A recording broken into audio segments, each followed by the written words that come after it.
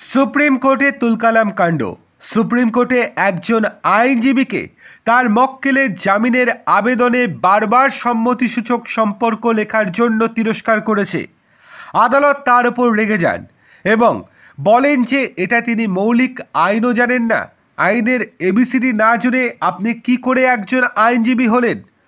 আবেদনে একজন নাবালিকা মেয়ের কথা উল্লেখ করা হয়েছিল, যার পরিপ্রেক্ষিতে আদালত আইনজীবীকে বলেন যে আপনি আইন জানেন না যে ভুক্তভোগী নাবালিকা হলে সম্মতি কোনো ব্যাপারই নয়।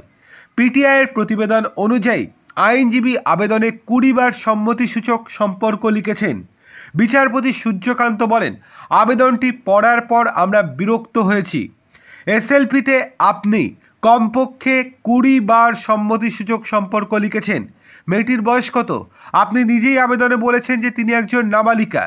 বেঞ্চ আইনজীবীর কাছে স্পষ্ট করে বলতে চেয়েছিল যে ভুক্তভোগী নাবালিকা হলে সম্মতি কোনো ব্যাপার না।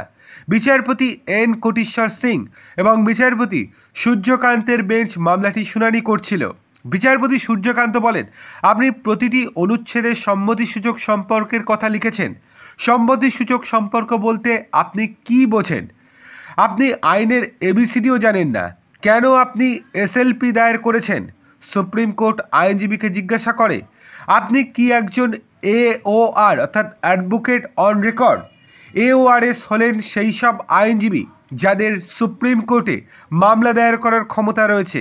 সুপ্রিম কোর্ট আইনজীবীদের জন্য এওআর পরীক্ষা পরিচালনা করে। সুপ্রিম কোর্ট বলেছে এই লোকেরা কিভাবে এওআর হলো। আপনি কি মৌলিক আইন সম্পর্কে একটুও জানেন না? আপনি 20 বার সম্মতিসূচক সম্পর্ক লিখছেন। আইনজীবী বেঞ্চের কাছে ক্ষমা চেয়েছিলেন এবং এরপরে সুপ্রিম কোর্ট জামিনের আবেদনের বিষয়ে পুলিশ এবং অন্যান্যদের নোটিশ জারি করেছে।